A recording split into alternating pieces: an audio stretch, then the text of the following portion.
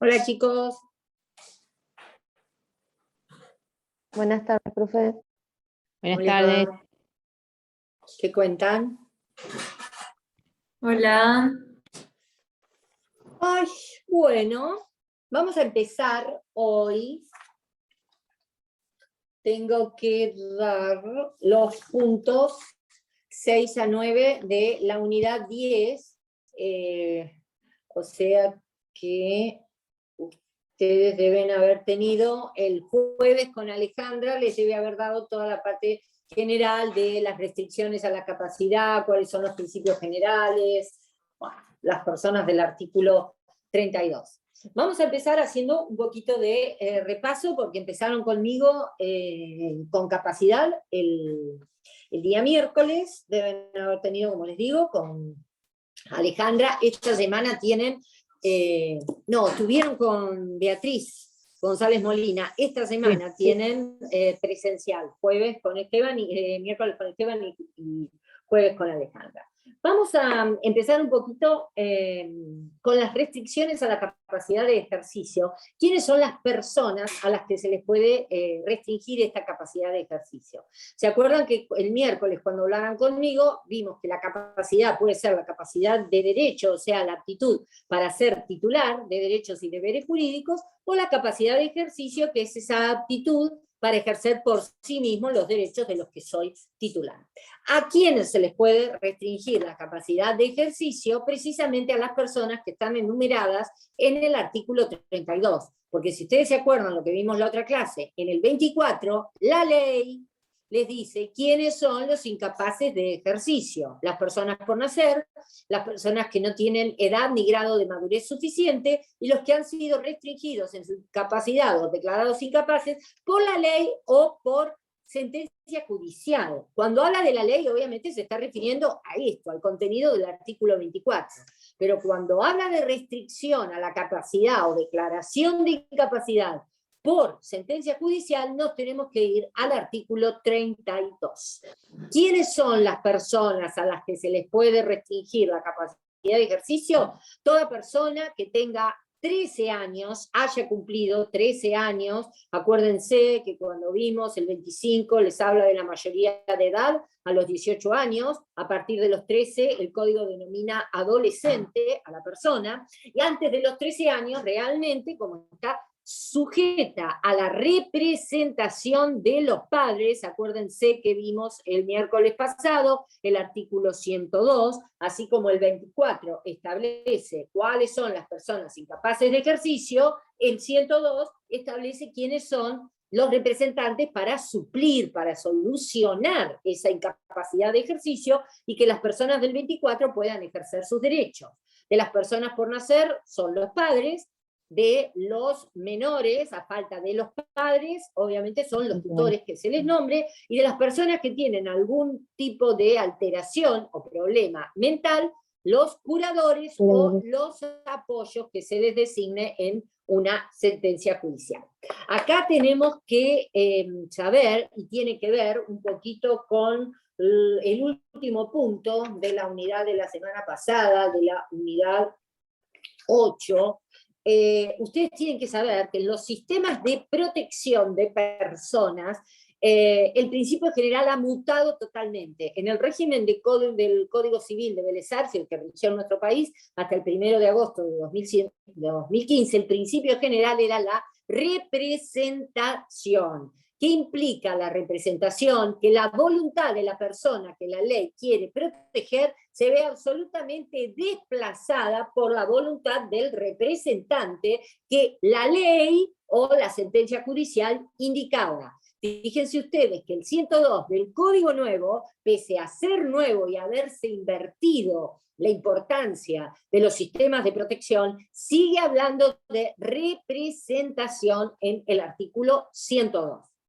Y la asistencia es el otro sistema de protección donde la persona mantiene su capacidad de ejercicio, pero se la restringe un juez para determinados actos jurídicos. En el esquema del Código Civil de Vélez Sarsfield, la capacidad y su falta, la incapacidad, estaban reguladas o protegidas, la solución que la ley daba era darles un representante, y únicamente para los inhabilitados del artículo 152 bis, reitero, estoy hablando del Código Civil de Vélez Arfiel, solo para ellos se establecía, el 152 bis fue introducido por la ley 17711 del año 68, solo para ellos se establecía un sistema de asistencia, se mantenía la capacidad de la persona declarada inhabilitada, pero con restricciones para determinados actos que en general eran los actos de administración, y para celebrar esos actos jurídicos se le nombraba un curador, también se llamaba curador, pero con funciones de asistente. En el Código Civil y Comercial de la Nación, los dos primeros supuestos de inhabilitación que tenía el Código, el 152 bis, han pasado a integrar el artículo 32, esto creo que se los dije la semana pasada, porque las adicciones, y el 152 hablaba de disminuidos en sus facultades psíquicas, ahora el 32 habla de la persona que tiene alteraciones mentales, forman parte del artículo 32, o sea, aquellas situaciones que son susceptibles de restringirle la capacidad a una persona. Y el único supuesto que ha subsistido de inhabilitación en el artículo 48 es el del pródigo, o sea, aquella persona que dilapida irrazonablemente su patrimonio, sus bienes, y tiene familia, que queda desprotegida por esa dilapidación del patrimonio, que lo vamos a ver en otra unidad que está un poquito más adelante.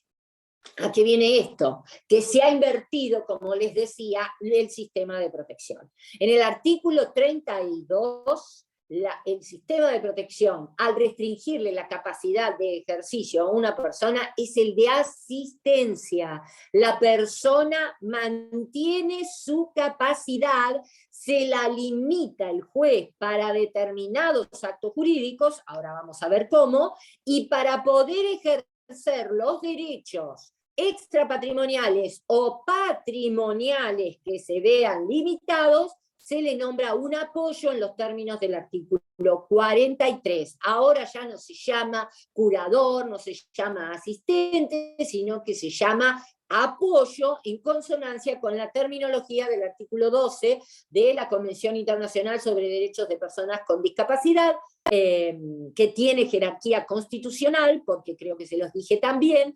No fue incluida entre los 10 pactos y tratados internacionales en la reforma de 1994, pero sí con posterioridad, y por lo tanto tiene jerarquía constitucional y está al mismo nivel de la parte dogmática de la Constitución.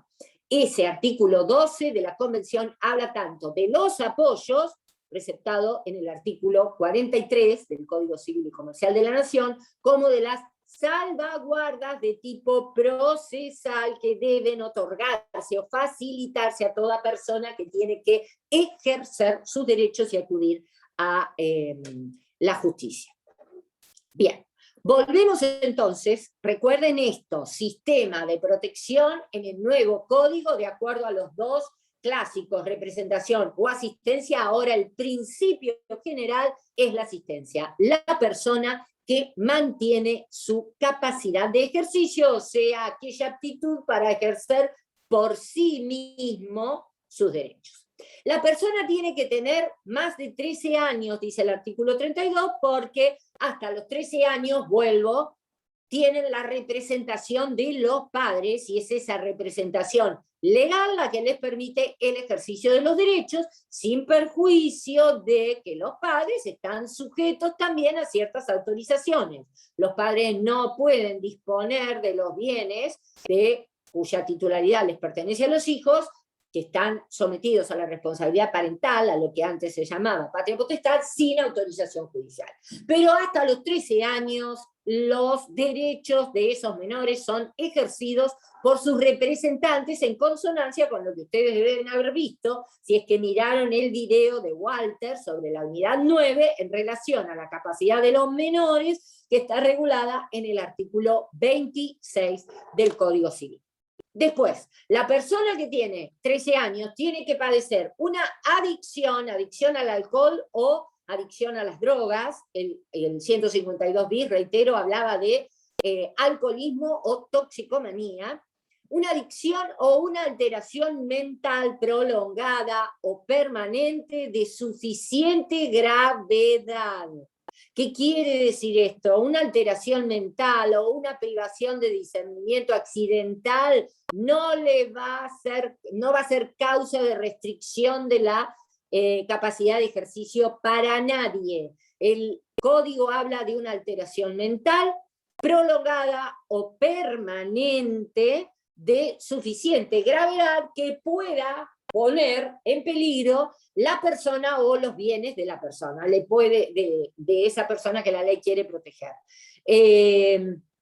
La ley lo que hace, reitero, es crear un sistema de protección. Cuando se le restringe la capacidad de ejercicio a alguien, la ley tiene por fin protegerlo, evitar o que se haga daño o que otorgue actos jurídicos que le resultan perjudiciales. Nunca la restricción de la capacidad de ejercicio es una sanción, como sí son las nulidades para los casos, vimos la semana pasada, de violación de los supuestos de incapacidades de derecho, donde la ley lo que hace es establecer determinadas conductas o situaciones o presupuestos de hecho que no quiere que se produzcan en el ejercicio, en el ejercicio de los derechos en medio de la sociedad, y por eso las trata de prohibir o fulminar. Acá estamos hablando de una protección. El único, y en esto ténganlo en cuenta chicos, el único supuesto de incapacidad que perdura en el Código Civil y Comercial de la Nación es el del último párrafo del artículo 32. La persona que se ve absolutamente imposibilitada de interactuar con el entorno, ojo con esto, absolutamente imposibilitada, y han fracasado, han sido ineficaces todas las medidas de apoyo intentadas, apoyo en el sentido del artículo 43, cuando habla de toda medida judicial o extrajudicial tendiente a facilitar el ejercicio de los derechos, dice personales y patrimoniales de la persona. Es un error del código, porque los derechos personales, ustedes lo deben haber visto esto con Esteban el martes pasado, los derechos personales, creditorios o obligacionales son una de las clases de derechos patrimoniales.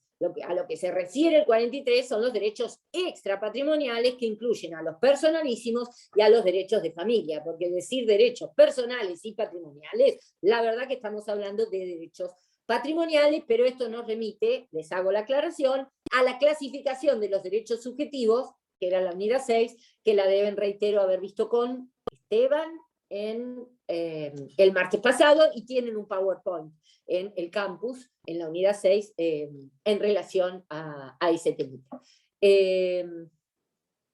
Entonces, lo que les decía, los apoyos han sido ineficaces, apoyos entendidos en el artículo 43, y entonces sí, el Código Civil admite que se le nombre un curador con funciones de representante. Lo menciona Rivera, hay autores que han criticado este último párrafo del artículo 32, porque dice precisamente que viola las disposiciones del artículo 12 de la Convención sobre Derechos de Personas con Discapacidad, que establece que la capacidad es la regla. Yo no creo que sea violatorio del artículo 12, porque fíjense que la situación regulada es francamente excepcional. El que está absolutamente imposibilitado de interactuar con el entorno, que algo hablamos la semana pasada, ¿qué situaciones se les ocurren? ¿De qué estaríamos hablando?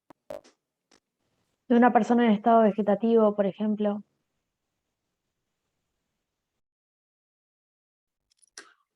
Alguien que es totalmente imposibilitado de actuar con estado vegetativo,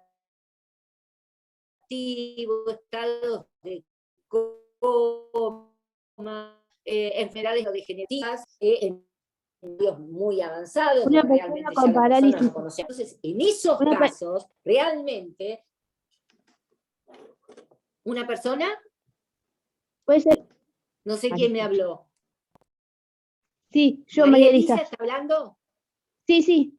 No, una Ah, persona con parálisis cerebral, por ejemplo. puede ser.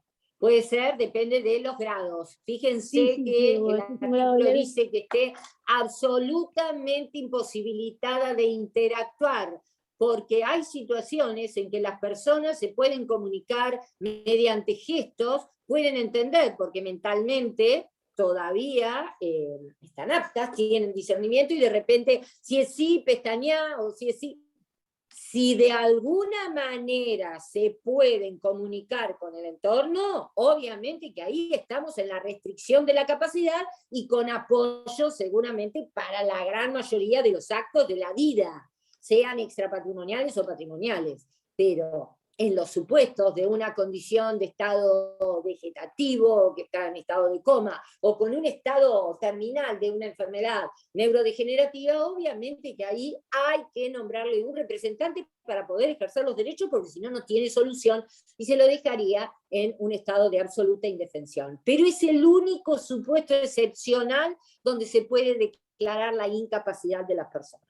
Todos los demás, y fíjense que es bastante amplia la enunciación del primer párrafo del 32, porque les habla de adicciones y de alteraciones mentales, ya no de enfermedades mentales, como hablaba el Código Civil de Vélez Arfiel, que las enfermedades mentales son típicas, y hablamos de esquizofrenia, hablamos de paranoia, hablamos de demencia, muchas veces bajo el término demencia se engloba todas las enfermedades mentales, y es una clase de enfermedad mental, al punto de que, por ejemplo, en el Código de, yo les decía a los chicos, en el Código de Procedimiento Civil y Comercial de la provincia de Buenos Aires, que está absolutamente desactualizado en relación al Código Civil y a la Convención, todavía se regula el juicio de demencia.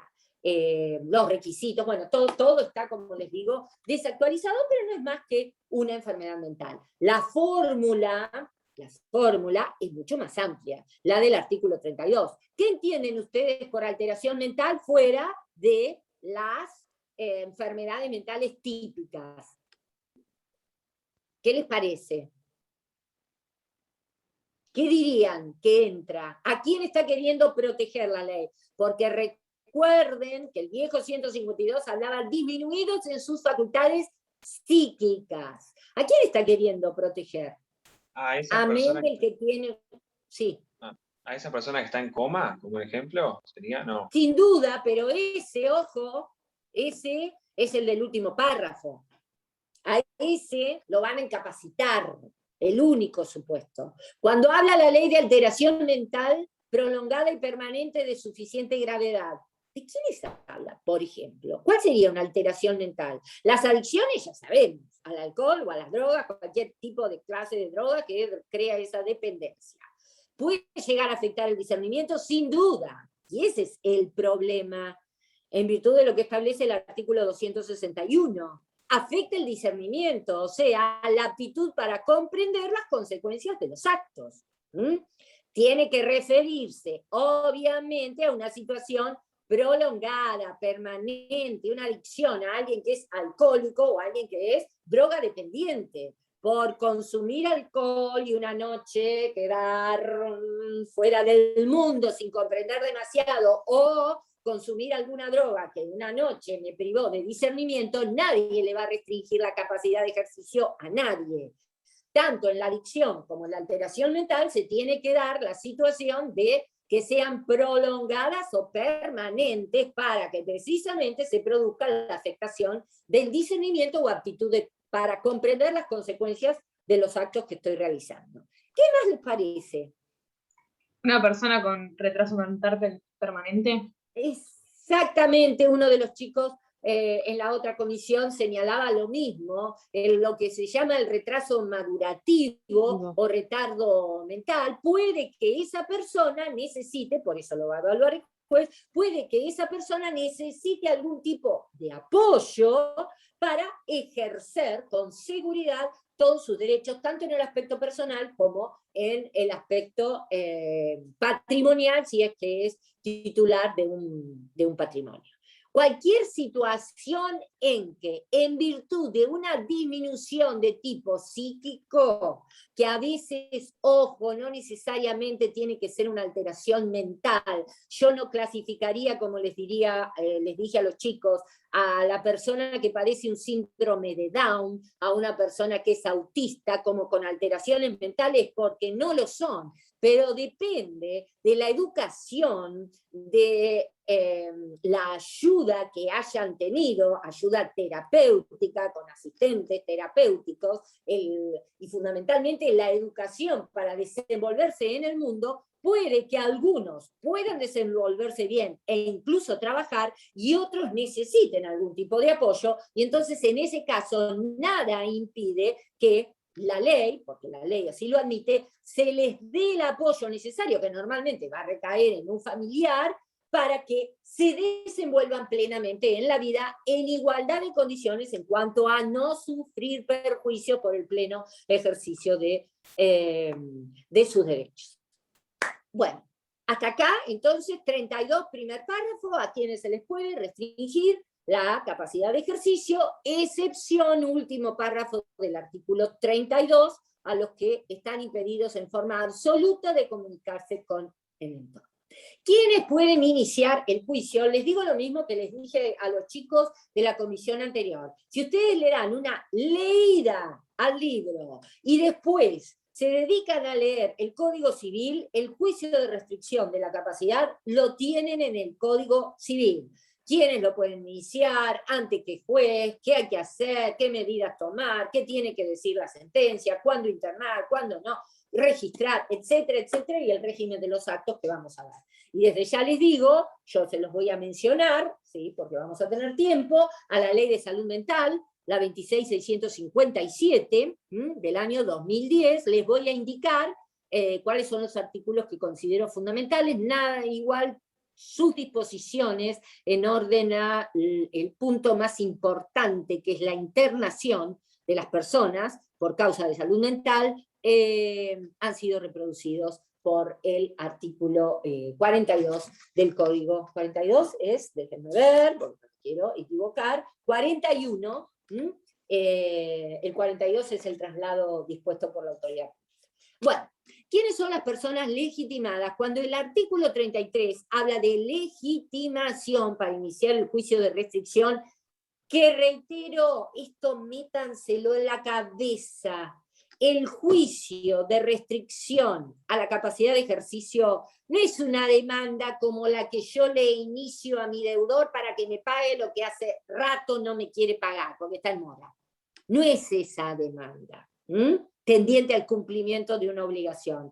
Acá estoy iniciando un juicio para proteger los derechos de una persona. Por eso la ley, cuando habla de legitimación, ¿qué me está indicando? ¿Quiénes son los autorizados por la ley, por esa ley, el 33, Código Civil y Comercial, para iniciar el juicio? Primero, en una innovación, el propio interesado. ¿Por qué les digo una innovación? No estaba previsto en el 144 del Código de Vélez, pero ya la doctrina y la jurisprudencia habían establecido reiteradamente que la propia persona podía iniciar su propio juicio de restricción. Porque a veces puede ocurrir que el adicto al alcohol o a las drogas, o el que tiene alguna alteración mental, diga, estoy mal, necesito ayuda, solo no lo voy a hacer por mi propia voluntad, y entonces me someto a este juicio, porque obviamente el sistema de protección va a abarcar todo, desde la protección personal, que puede incluir algún tipo de tratamiento,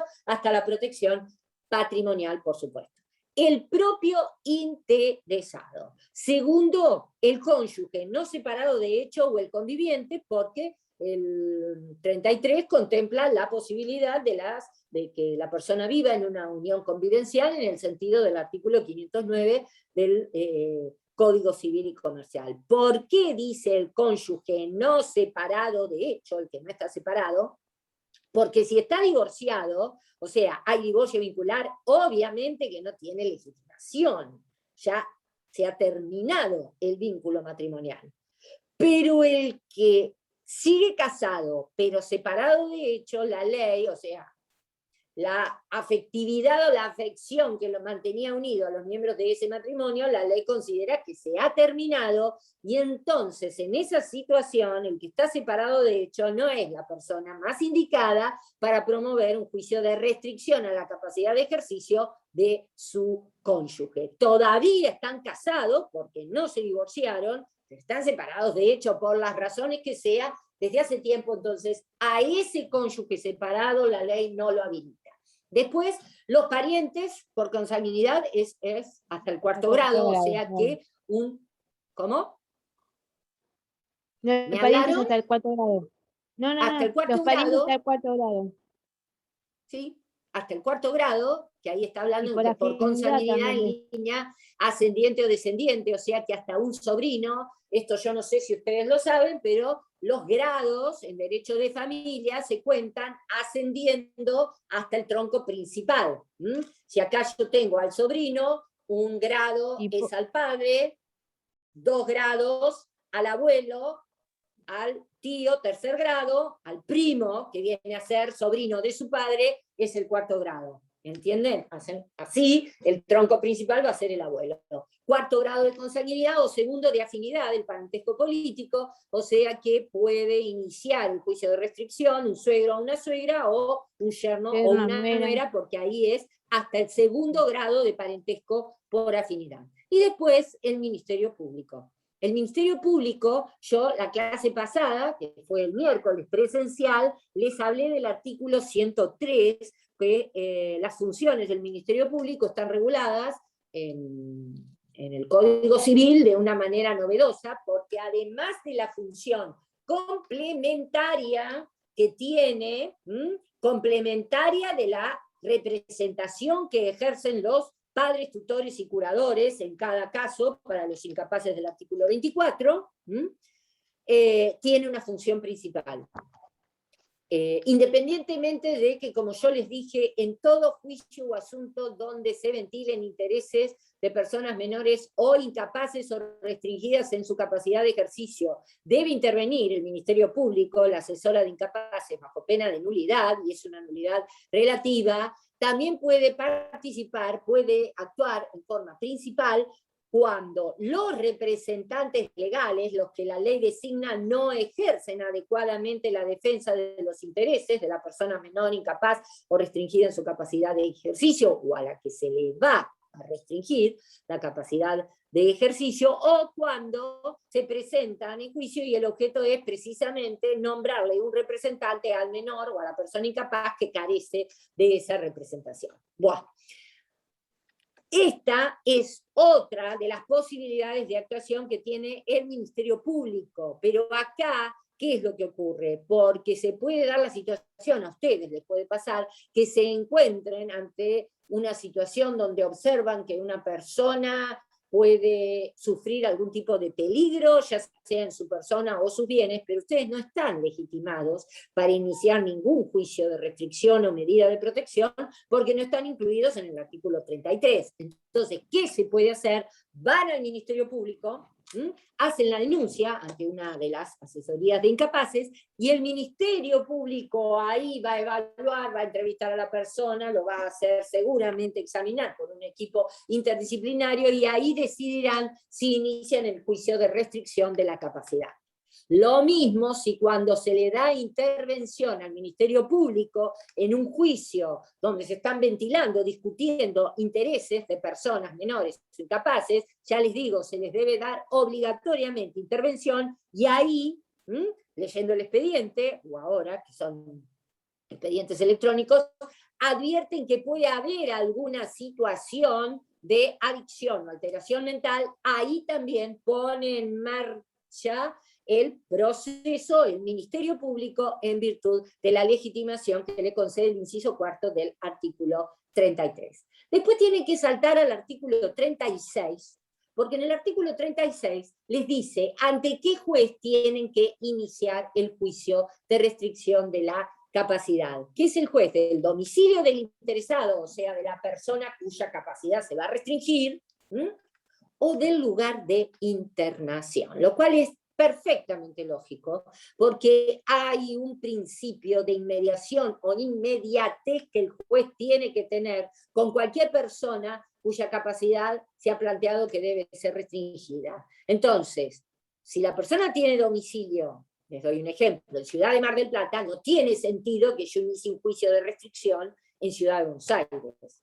Ahora, si está internado en la Ciudad de Buenos Aires, ahí sí la ley me da la posibilidad de iniciar el juicio allá. ¿Por qué? Porque el juez ante el cual yo promuevo el juicio de restricción de la capacidad va a tener más posibilidades, va a estar más cerca, va a tener mayor inmediatez para entrevistar a la persona interesada o cuya capacidad se quiere restringir, yendo al lugar de internación, ¿entienden? Es mucho más fácil para el juez de Ciudad de Buenos Aires que para el juez de Mar del Plata irse hasta Ciudad de Buenos Aires porque hasta allí está internado.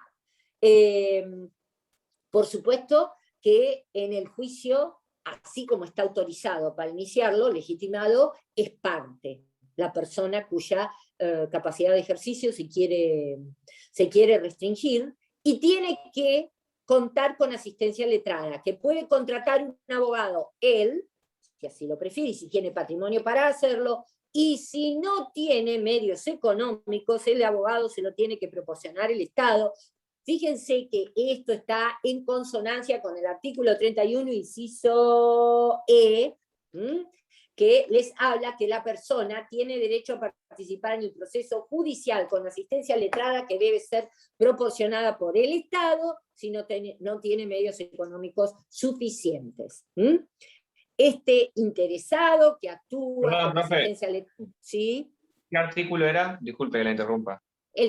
No, por favor. El 31, inciso E. Gracias. Dentro de los principios generales, que esto lo deben haber visto ustedes con Beatriz el jueves pasado, dentro de los principios generales, que dice que la capacidad es la regla y se presume la capacidad de ejercicio aunque esté internado en un establecimiento asistencial. El 31, con todos sus incisos, que son hasta el F, en el E establece la actuación en juicio con asistencia letrada. El que, si no tiene medios económicos, el abogado que le proporciona el Estado es el defensor oficial. No el defensor oficial penal, o sea, el que ejerce la defensa del acusado de un delito, sino los defensores oficiales civiles, que son las defensorías, las que denominan gratuitas. Hay defensorías extrajudiciales y judiciales para justamente atender a aquellas personas que carecen de patrimonio y entonces son abogados del Estado que ejercen esa defensa.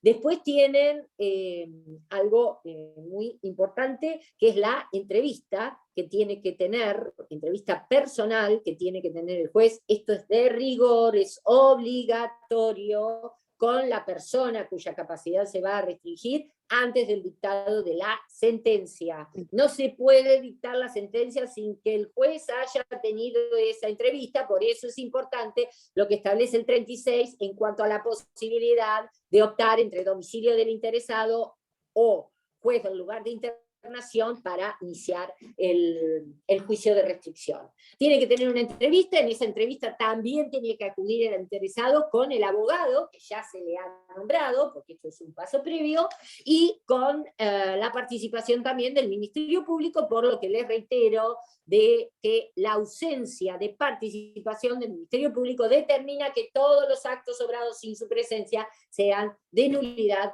relativa.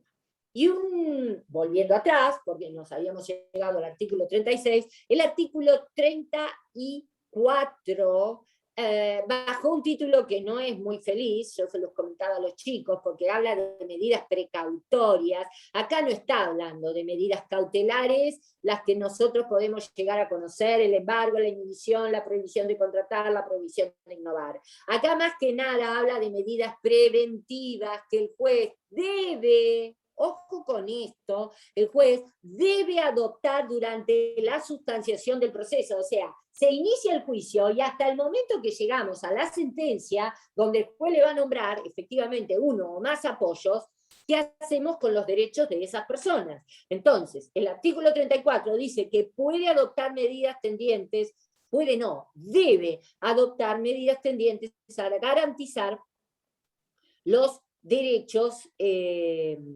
tanto extrapatrimoniales como patrimoniales de la persona. ¿Y cuáles van a ser esas medidas? El nombramiento de uno o más apoyos, precisamente, reitero, apoyo en el sentido del artículo 43, o sea, las medidas judiciales o extrajudiciales, cualquiera sea su naturaleza, tendientes a facilitar el ejercicio de los derechos.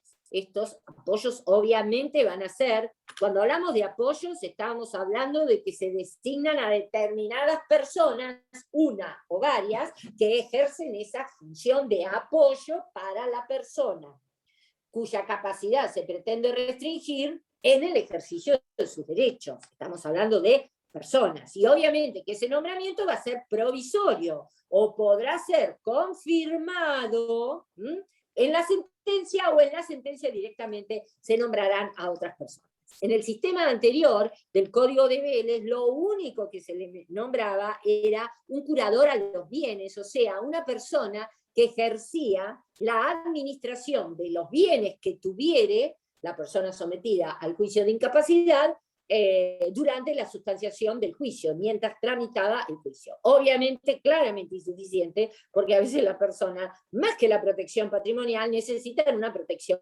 de tipo personal. Depende de cada caso, porque hay veces que hay gente que necesita cierta asistencia para vestirse, para asearse, para tomar medicamentos. Puede ocurrir que tengan que tomar una serie de medicamentos que la persona por sí sola no puede identificar qué pastilla, cada cuánto, en qué cantidad, y entonces necesitan una asistencia personal que le proporcione adecuadamente los medicamentos que tiene que tomar. Les estoy dando un ejemplo para que vean que no necesariamente la protección tiene que ir dirigida a los bienes que a veces carecen de patrimonio, no tienen bienes que haya que proteger y sí necesitan apoyos en la esfera personal. Entonces les dije estas medidas preventivas en el artículo 34, redes de apoyo.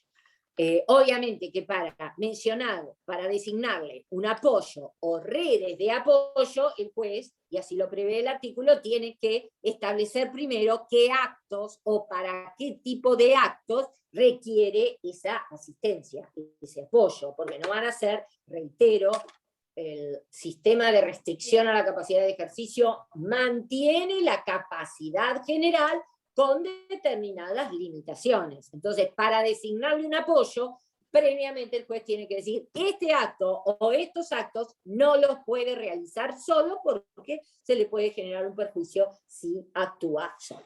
Después vamos a ir a dos articulitos que son muy importantes, que son el 37 y el 38, que hablan de los requisitos que debe reunir la sentencia. Yo les reitero lo que les dije, si saben el código no van a tener ningún tipo de problema, pero bueno, el 37 les dice, el juez, imaginen la situación, se promovió el juicio por cualquiera de las personas legitimadas en el 33, ante el juez del domicilio o el juez del lugar de la internación. Se le designó un abogado, el interesado, ojo con esto, si bien el interesado por el 33, inciso 1, está legitimado, autorizado por la ley, reitero, a iniciar el juicio, aunque él no lo haya iniciado y lo haya iniciado cualquiera de los parientes, él es parte. Lo dice el artículo 36, es parte necesaria, se le tiene que dar intervención, por eso tiene que nombrar un abogado y si no tiene medios se lo nombra el Estado.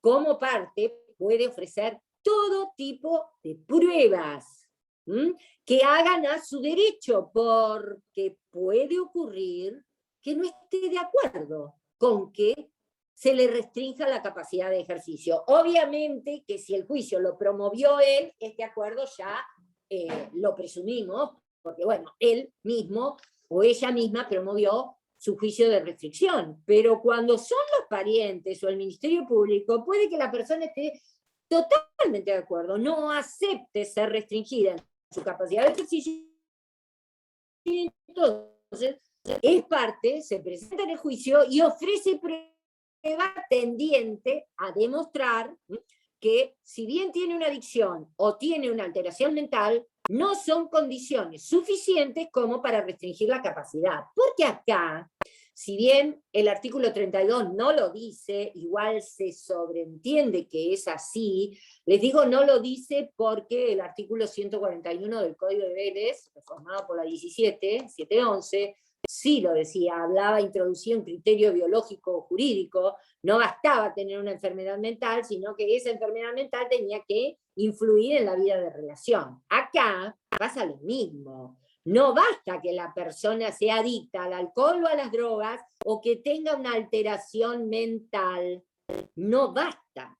Esa alteración mental o su adicción tienen que interferir en su vida de relación, a tal punto que, como dice el artículo, del ejercicio de su plena capacidad pueda surgir un perjuicio a su persona o a su patrimonio. Lo que el código decía antes, no puede dirigir su persona ni administrar sus bienes. Si esa afectación de la vida de relación no se da por más alcohólico o adicto a las drogas que sea, o tenga una alteración mental, que inclusive puede llegar a ser una enfermedad mental típica, si no se produce la afectación de la vida en relación, porque el discernimiento no está afectado, y eso un equipo interdisciplinario lo puede establecer perfectamente, no va a haber restricción de la capacidad de ejercicio.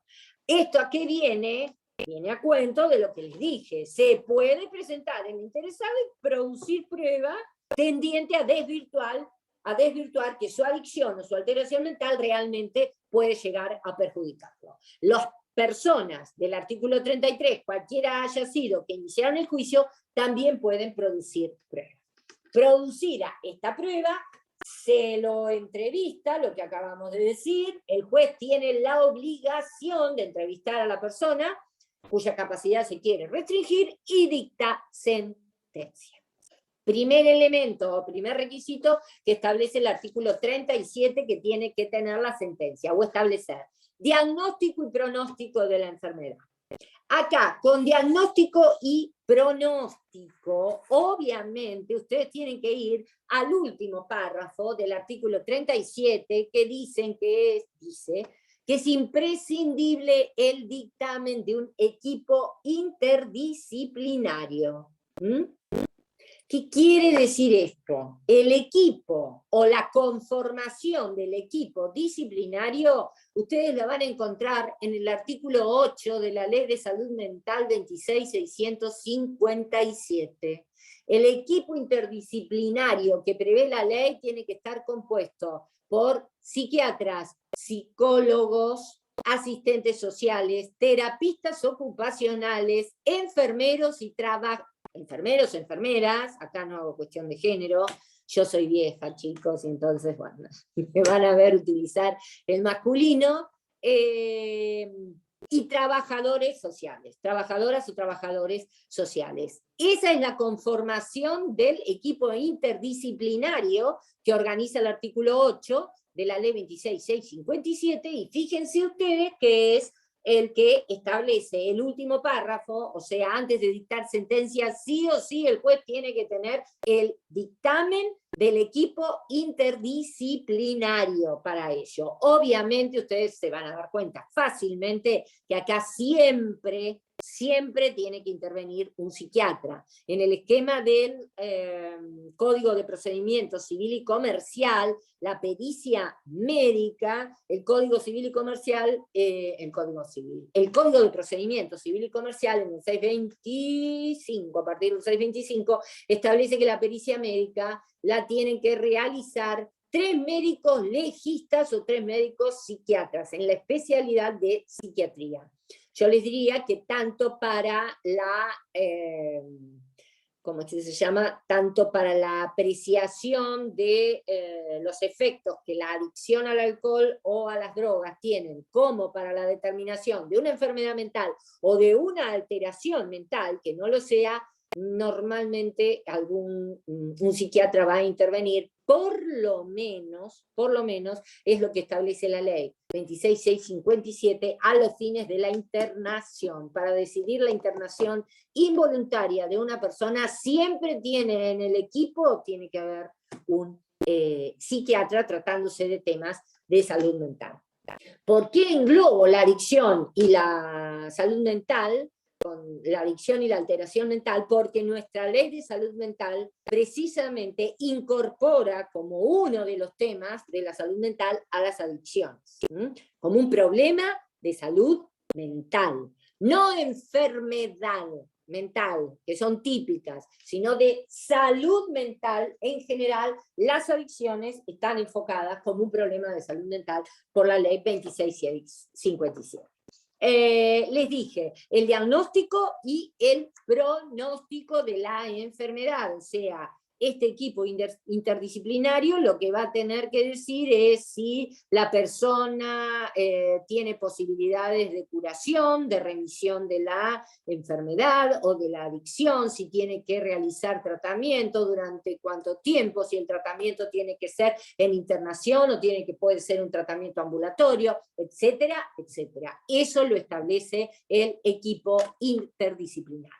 El segundo inciso del artículo 37 es muy importante a los fines de los artículos, fundamentalmente el 45, 44, 45 y 46 regulan los actos jurídicos otorgados por la persona restringida en su capacidad antes o después de el registro de la sentencia de restricción de la capacidad en el registro de estado y capacidad civil de las personas, en el registro civil, como comúnmente lo conocemos nosotros.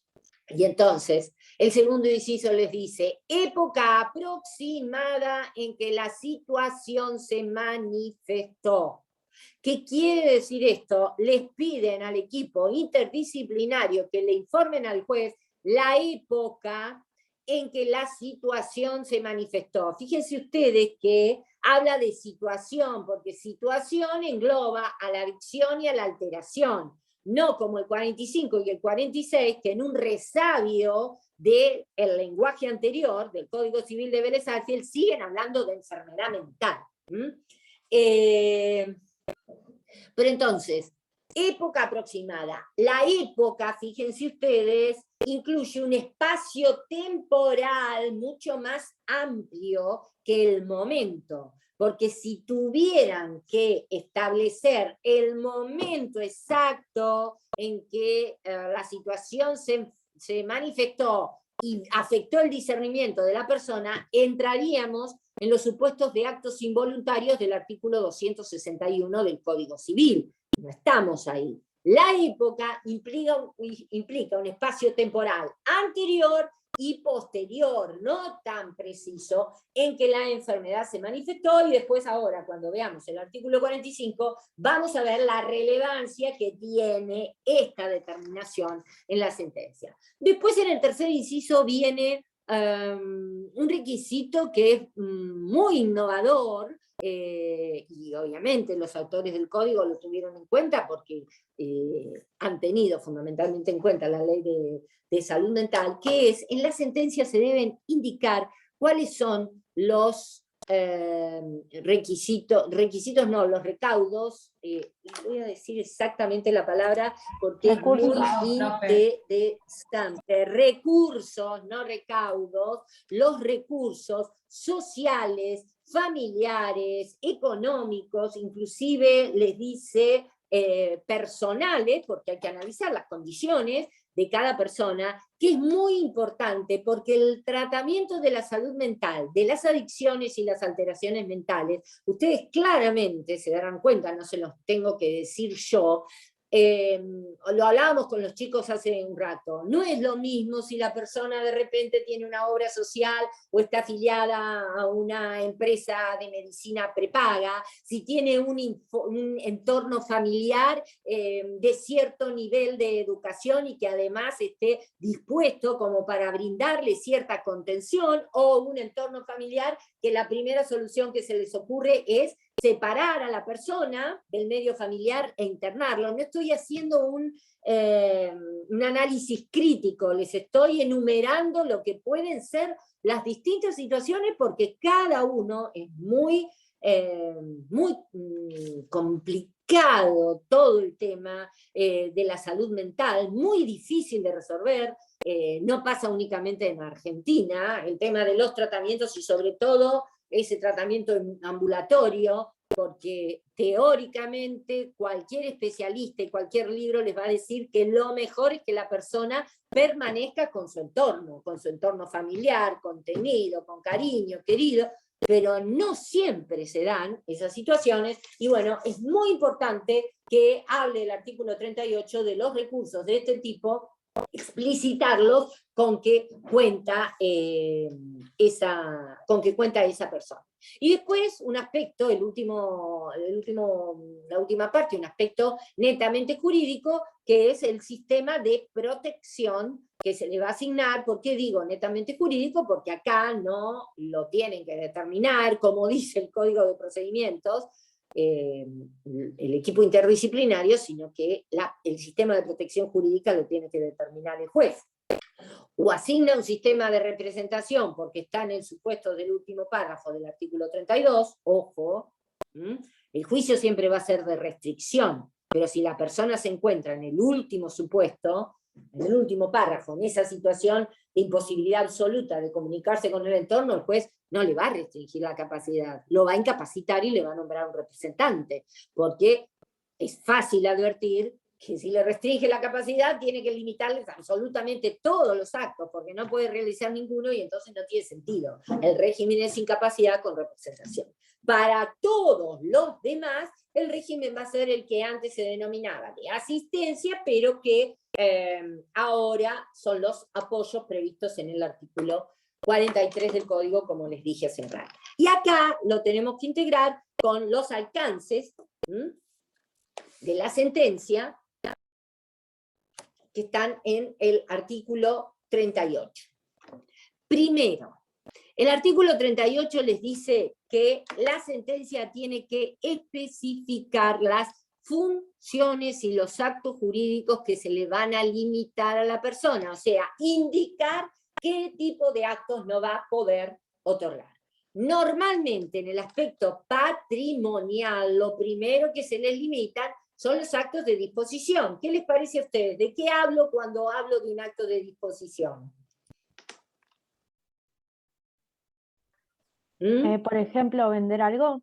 Por ejemplo, vender algo. La venta de un bien que compone el patrimonio, sea un bien inmueble o un bien mueble, es un acto de disposición. ¿Por qué en general se limitan los actos de disposición y fundamentalmente de bienes de un valor importante? Porque puede ocurrir que la persona, en virtud de su adicción o de su alteración mental, realice el acto de disposición y transmita un inmueble, por ejemplo, a un valor mucho menor del que realmente tiene, y bueno, y en ese caso obviamente que se va a perjudicar.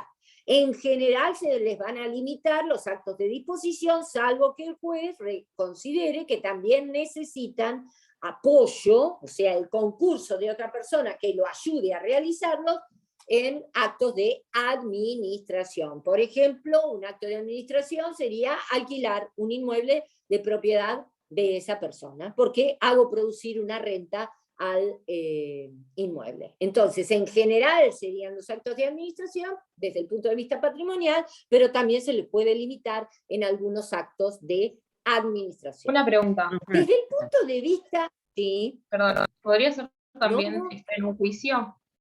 ¿Cómo? ¿Estar en un juicio también estaría limitado?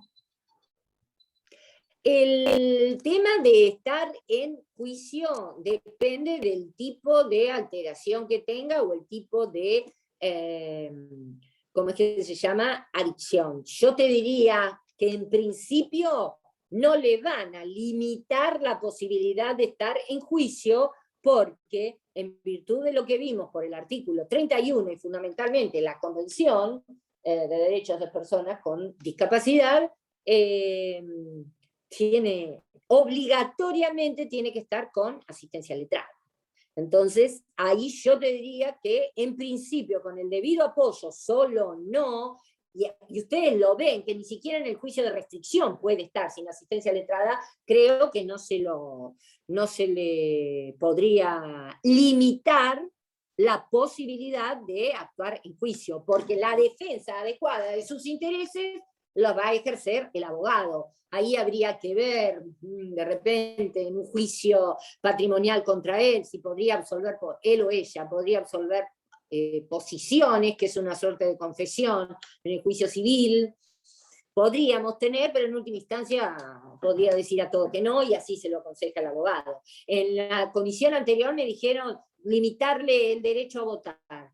Jamás. ¿Quién le va a limitar el derecho a votar? Salvo que se trate del último párrafo, que no hay necesidad de limitarle nada, porque se lo declara incapaz, porque no se puede mover directamente, pero ¿qué perjuicio le puede traer a una persona adicta o a una persona que tiene una alteración mental emitir el voto? Ninguno. A ella, ninguno. ¿Entienden? Entonces, eso es un acto jurídico-político que de ninguna manera se le va a impedir. ¿Se le podría impedir casarse? ¿Contraer matrimonio? Sí. Sí. ¿Sí? ¿Cuándo? ¿Y en todos los casos?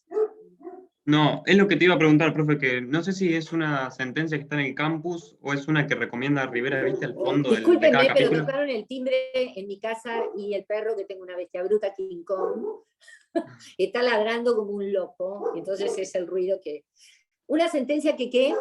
No sé si está en el campus o una que recomienda Rivera, que es un chico que tiene una discapacidad mental que necesita ayuda para cuidar a su hija.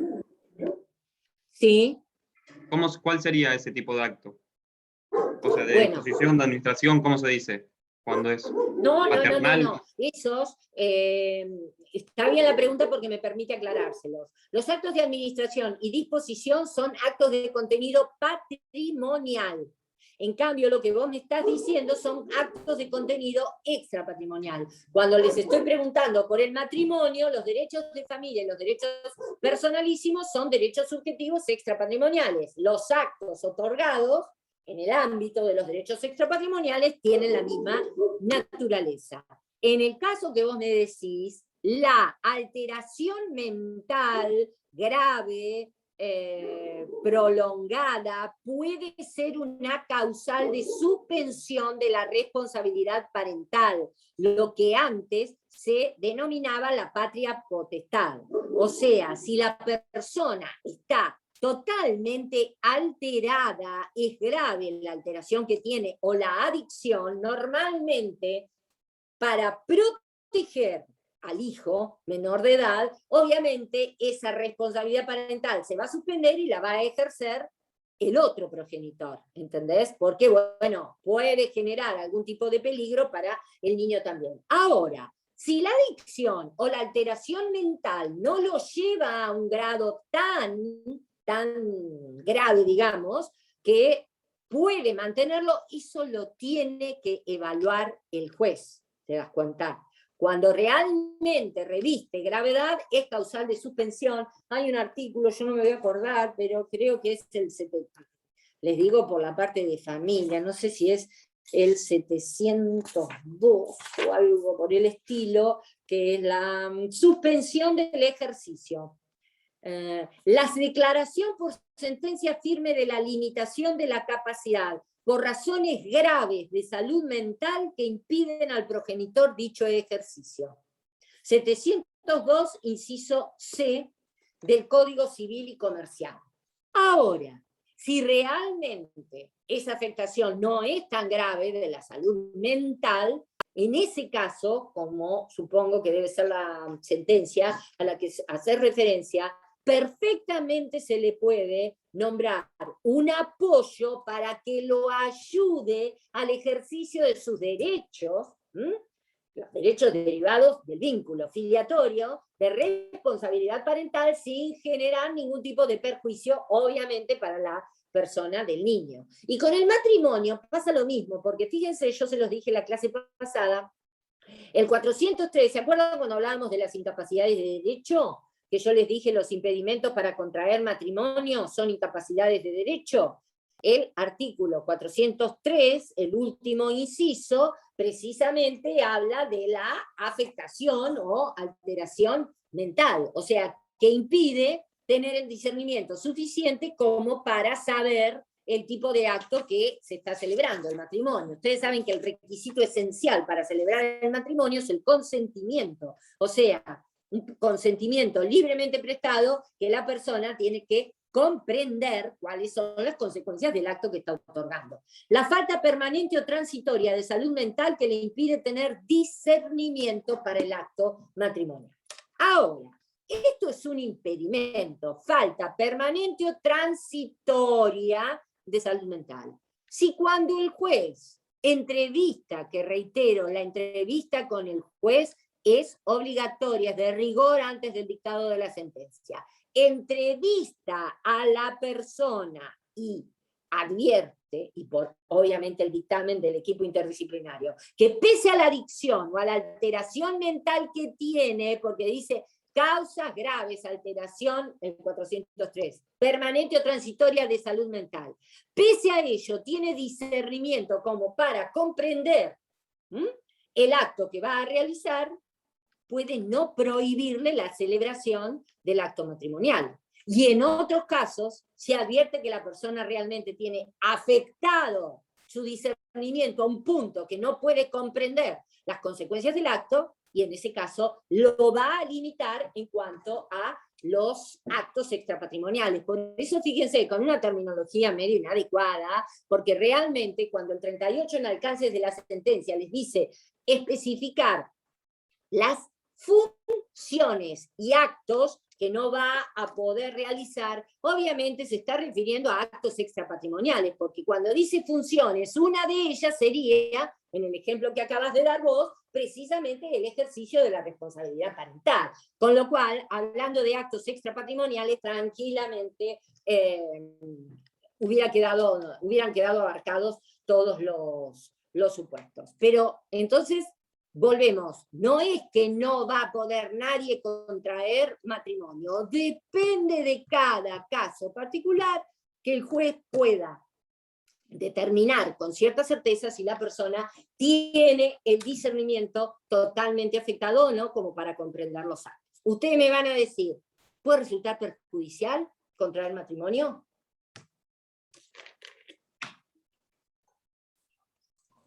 Sí, hay veces que Depende de sí. cada caso.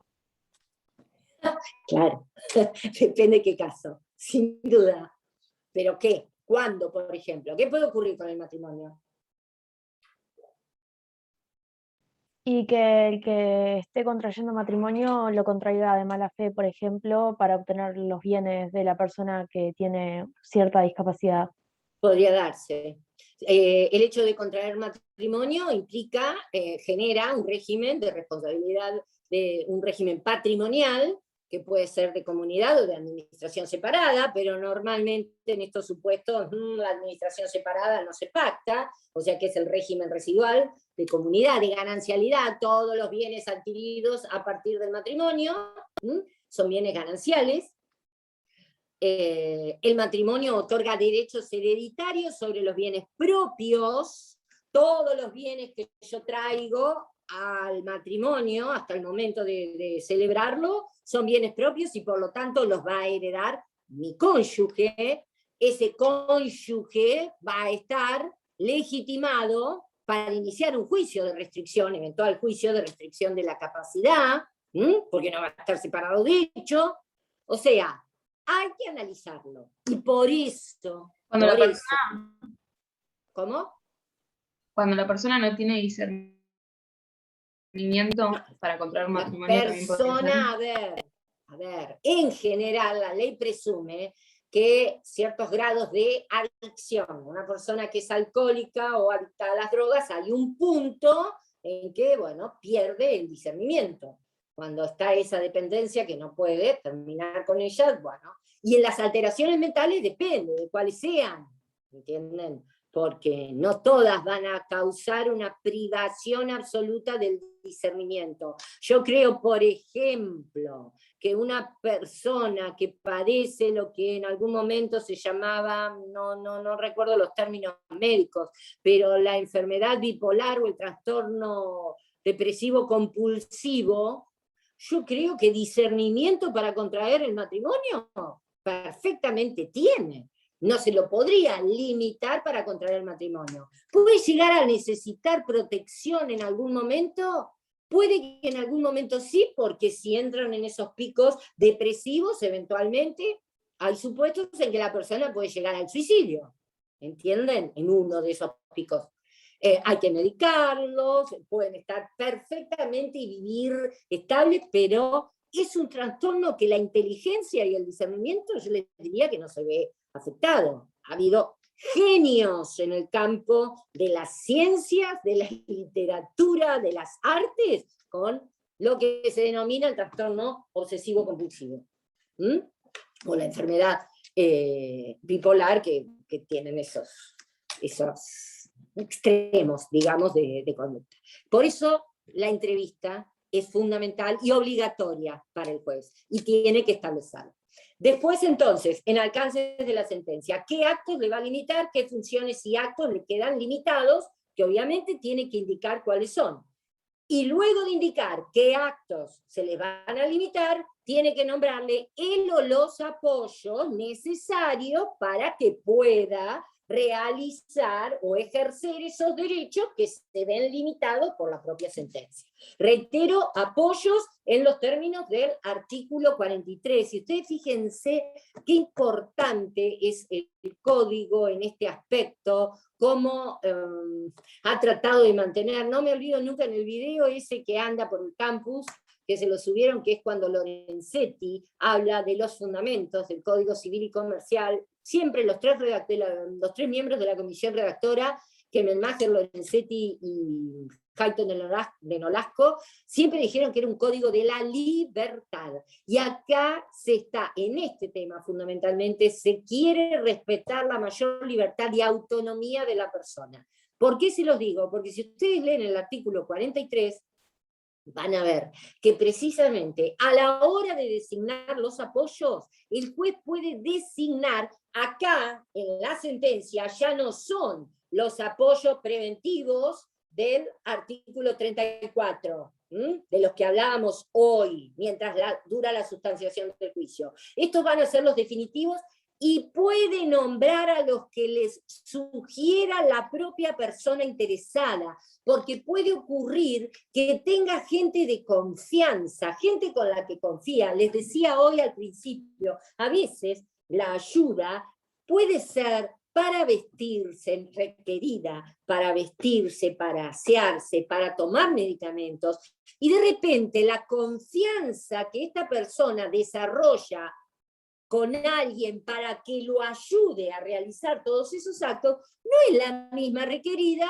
para administrar los bienes, o para eventualmente disponer de un bien que obviamente el que va a decidir, la voluntad que decide, la voluntad actuante, es la del restringido en su capacidad de ejercicio, porque todavía es capaz, pero para la validez del acto, y acá viene el último párrafo del artículo 38, requiere la intervención o el concurso del designado como apoyo. Fíjense ustedes que el 43, el único requisito que le establece al juez para designar a los apoyos es que tiene que evaluar que no haya un conflicto de intereses o que se pueda producir la captación de voluntad de la persona cuya capacidad se está restringiendo. Porque a veces ocurre, yo les contaba a los chicos de un caso que llegó una vez a la Cámara, eran dos tías que se disputaban furiosamente, ya eran sospechosas la furia con que se la disputaban, el ser apoyo de una sobrina que obviamente tenía bastante. Yo les digo, esto no siempre ocurre, pero tenía patrimonio. No sé si esas dos tías, si a la chica la hubieran tenido que sostener, si se hubieran disputado tan furiosamente, como les digo, o ferozmente, el ser designadas apoyo. En esos casos, el artículo 43 utiliza una frase, fíjense, debe evaluar, no podrá, debe evaluar los alcances de la designación y procurar la protección de la persona respecto de eventuales conflictos de intereses o influencia indebida. Cuando viene a veces la persona diciendo, yo quiero que el que me ayude o la que me ayude a realizar determinados actos, sea fulano o fulana, a veces realmente es una expresión de confianza y se acepta la sugerencia, pero en ese momento hay que evaluar si fulano o fulana realmente son los que van a defender con mayor rigor y honestidad los intereses y los derechos de esta persona que en el aspecto en que se ven limitados. Y fíjense ustedes que lo último que dice, que es importante, el artículo 38, el juez en la sentencia también tiene que señalar las condiciones de validez de los actos jurídicos.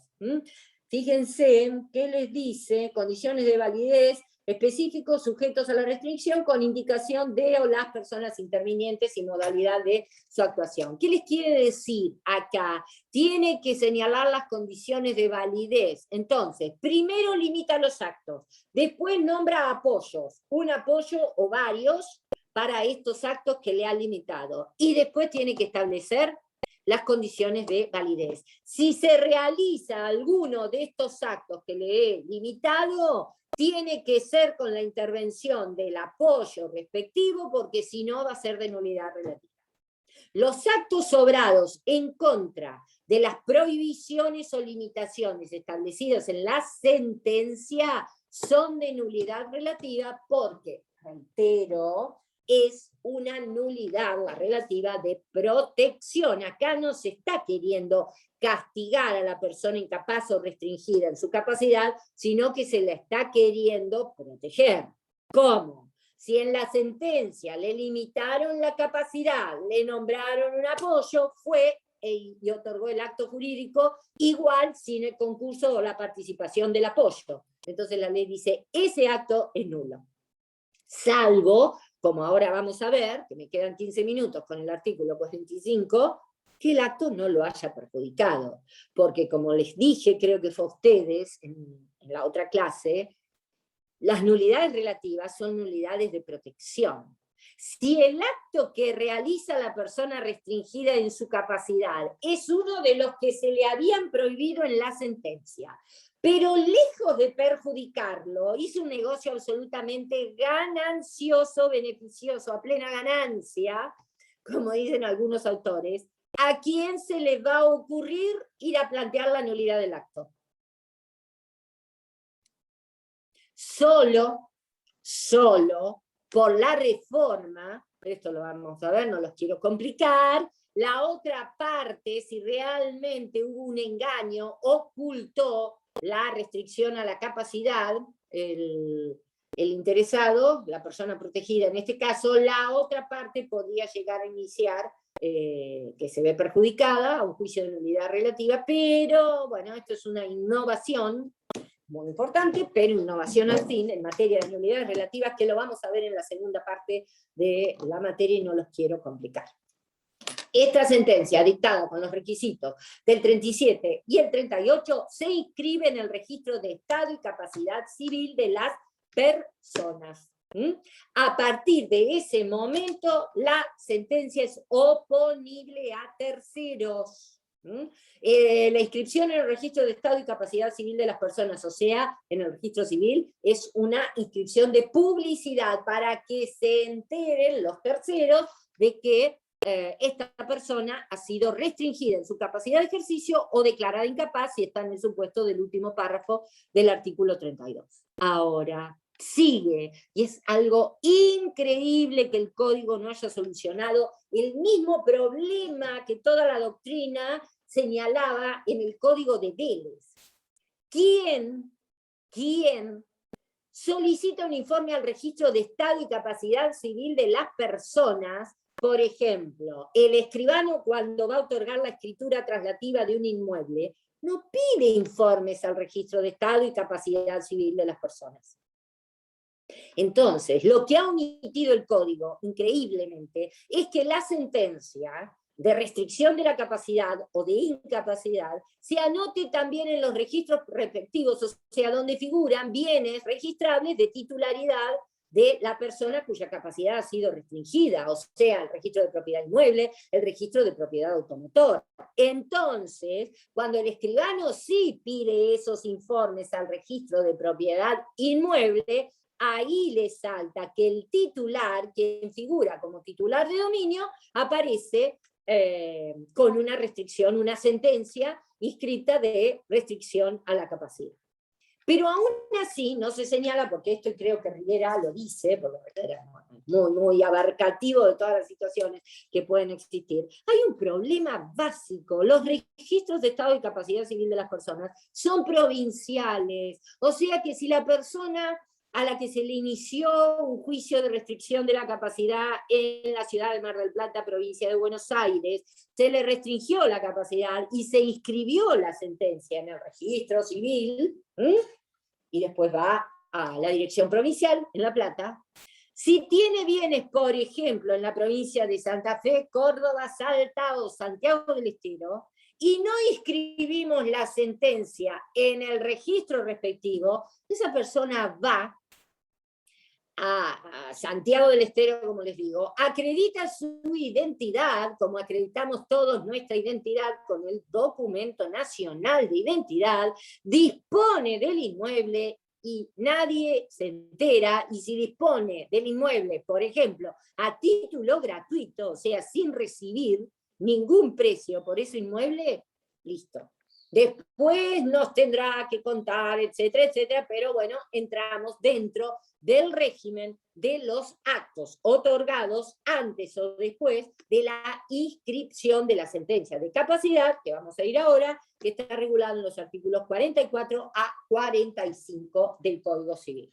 Chicos, por si no llego, yo les voy a indicar algunos artículos para que lean, no se las pido de memoria, y es más, todo lo relativo a la internación involuntaria sin consentimiento de la persona, que contiene el artículo 41 del Código Civil, está basado en la ley 26.657, pero les voy a mencionar algunos articulitos que quiero que lean porque me interesa que vean cuál es el espíritu de esa ley.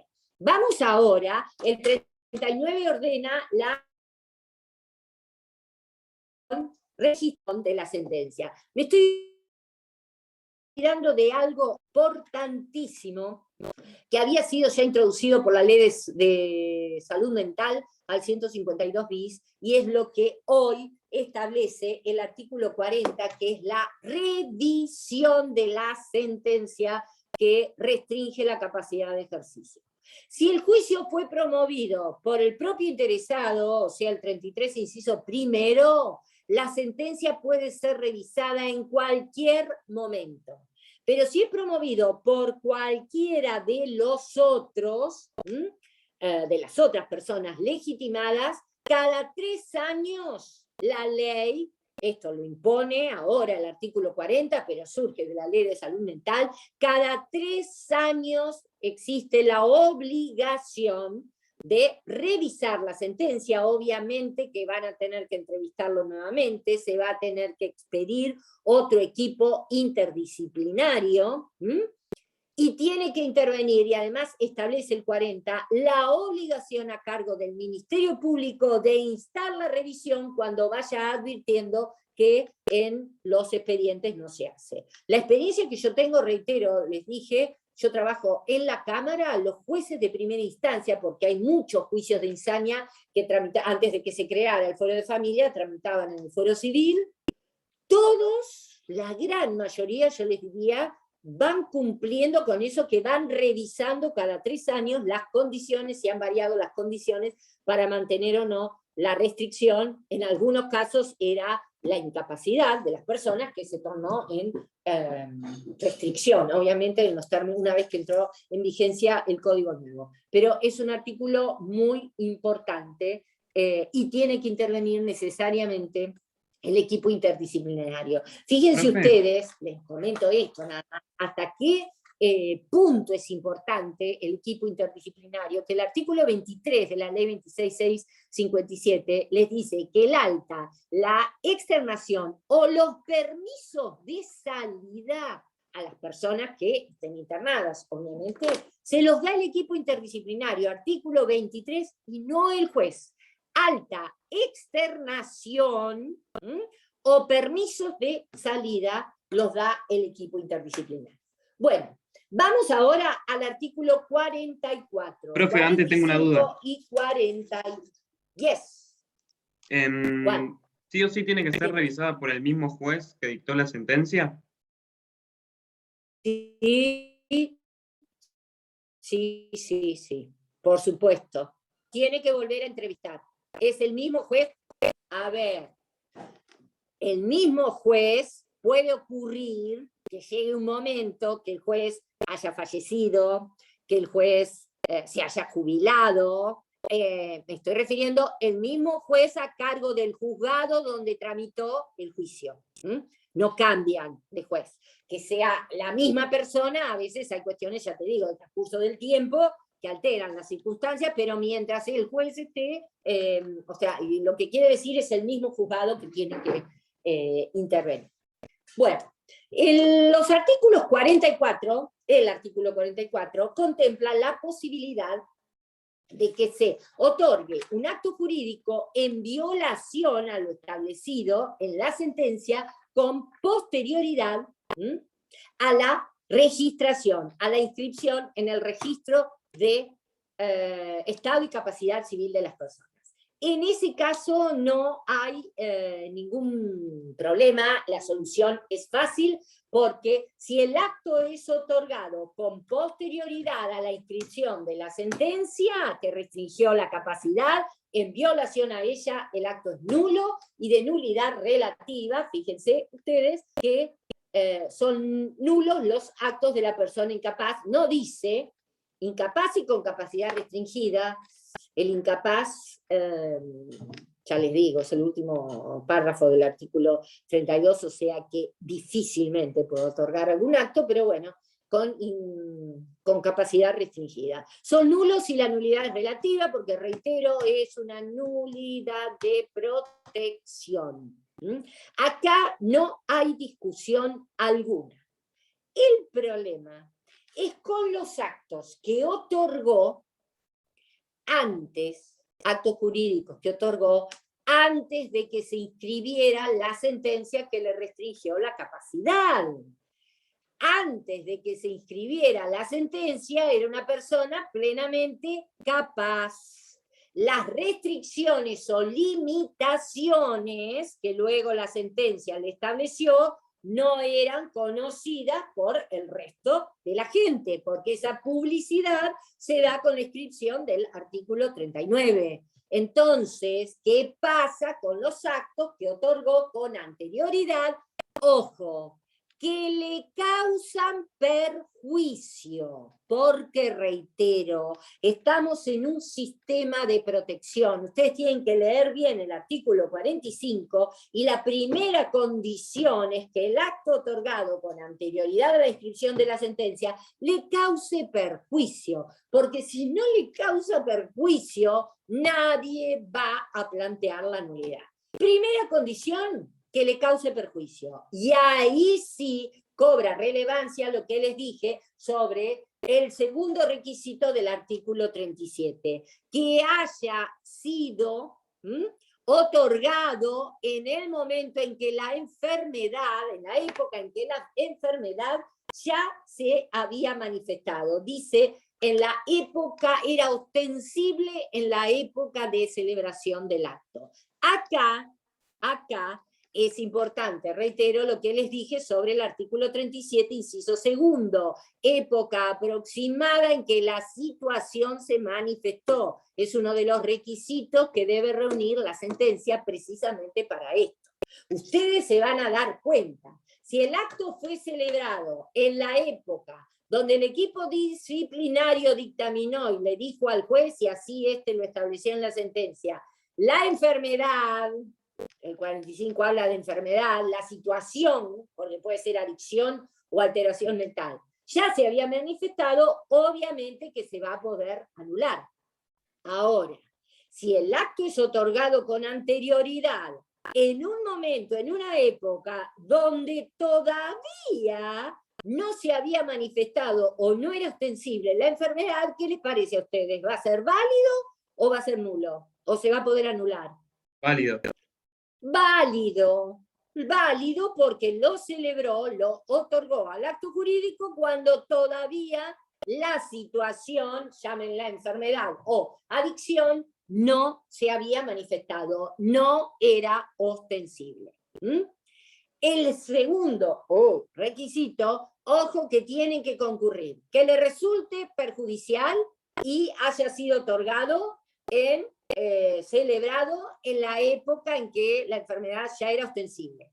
Que le resulte perjudicial y el cocontratante, el que contrata con él, sea de mala fe. ¿Cuándo va a ser de mala fe? Esto ustedes lo vieron, la buena fe en el ejercicio de los derechos, el artículo 9 del Código Civil. Acá estamos hablando de la buena fe lealtad. La buena fe en el sentido objetivo. El que contrata sabiendo que la persona no necesariamente tiene una sentencia dictada en un juicio de restricción, sino que sabe que padece algún tipo de adicción o alteración mental. Y el tercer supuesto, le resulta perjudicial y el acto es otorgado a título gratuito.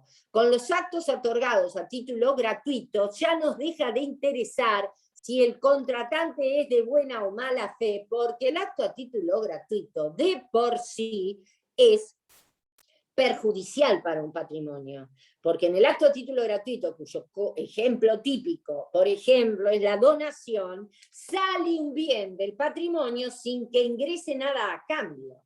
Cuando el acto es a título oneroso, sale el bien, pero ingresa el precio a cambio. ¿Entienden? En cambio, cuando es a título gratuito, no.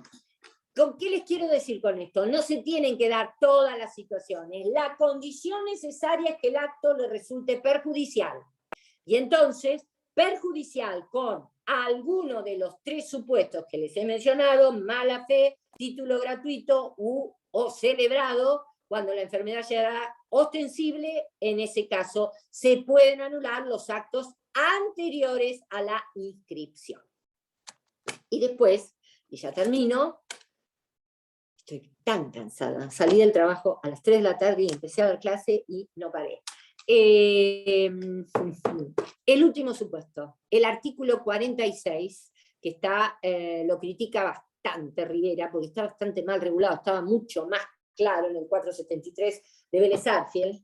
Cuando la persona ha fallecido, ¿qué ocurre con los actos? Hay un principio general. Esta persona que tenía adicciones o una alteración mental, los actos que hubiere otorgado no pueden ser impugnados después de su fallecimiento. Ese es el principio general. No puedo empezar a cuestionar todos los actos que había celebrado. Ahora dice, fallece, fíjense ustedes, ¿qué les dice? Luego de su fallecimiento, los actos entre vivos anteriores a la inscripción de la sentencia. Y acá, si estamos hablando de actos entre vivos anteriores a la inscripción de la sentencia, los analicemos mientras está viva o después que haya fallecido, estamos en el supuesto del artículo 45. Porque es lo mismo, porque ¿cuáles serían los actos entre vivos, otorgados o celebrados antes de la inscripción de la sentencia? Bien, no pueden ser cuestionados luego de su fallecimiento, salvo, y ahí viene el tema, salvo que la irracionalidad del acto mismo demuestre que la persona no estaba en sus cabales, que ya se hubiera iniciado el juicio de restricción, esto es lo que les demuestra que está hablando de otro supuesto, que ya se hubiera iniciado el juicio de restricción a la capacidad y no se hubiera dictado la sentencia cuando falleció, que haya sido título gratuito o que el contratante sea de mala fe. Fíjense con los dice, que la muerte haya acontecido después de promovida la acción para la declaración de capacidad o capacidad restringida. El supuesto que está contemplando este artículo 46 es el de la persona que se muere, fue sometida a juicio y se muere antes de que dicten la sentencia. Cuando la persona que es sometida a un juicio de restricción de capacidad muere durante la sustanciación del juicio, no se puede dictar una sentencia en relación a un muerto porque se extinguen todas las acciones por la muerte de esa persona. No se puede declarar la restricción de la capacidad de un muerto, caduca el juicio. Y en esos supuestos, para esos supuestos, precisamente el artículo 46 dice, pero resulta que ha fallecido, sus herederos quieren cuestionar actos que hubiera celebrado, entonces ahí sí, si se había iniciado el juicio y no se pudo dictar la sentencia porque falleció antes, es una presunción, el inicio de un juicio de restricción de la capacidad, de que algo le pasaba, alguna razón había como para que le hubieran promovido el juicio, y lo mismo la situación donde se analiza el acto jurídico y es tan irracional, tan traído de los pelos, que está evidenciando que la persona algún tipo de problema tenía. El título gratuito y la mala fe del contratante son los mismos supuestos, eso siempre no hay problema. Así que este es el régimen, tienen que ver los posteriores a la inscripción y los anteriores y hacer esta salvedad con el tema del 46 y el fallecimiento. Y les decía, de la 26.657, lo último que les digo, amén del artículo 8, que es el que establece cómo debe estar conformado el equipo interdisciplinario. Hay un articulito que me interesa mucho, que es el 12, yo la tengo acá, la ley, relativo, no es para que los recuerden, es un comentario que les hago, relativos a la medicación. Fíjense que dice que la persona, en la ley de salud mental, la medicación solo tiene que tener fines terapéuticos. No pueden ser medicados para castigo, para suplir cuidados especiales o acompañamientos terapéuticos, o sea, tener planchada a la persona con medicación y que no moleste, o para conveniencia de terceros. Me parece como principio de regulación de una ley nacional de salud mental este artículo 12 muy importante. Y después, el otro, a partir de la entrada en vigencia de esta ley, que se sancionó, a ver, déjenme ver, creo que fue en el 2010, fíjense que se prohibió la construcción de hospitales dedicados a enfermedades mentales. No se pueden construir más en la Argentina hospitales para salud mental, sino que las personas que tienen dolencias en su salud mental tienen que ser internadas en hospitales públicos o privados generales junto con el resto de la gente. La internación, les dije, la regulan el artículo 41, el 41 del Código Civil y Comercial, es la internación sin el consentimiento de la persona, que está a partir del artículo 22 al 29 de la ley.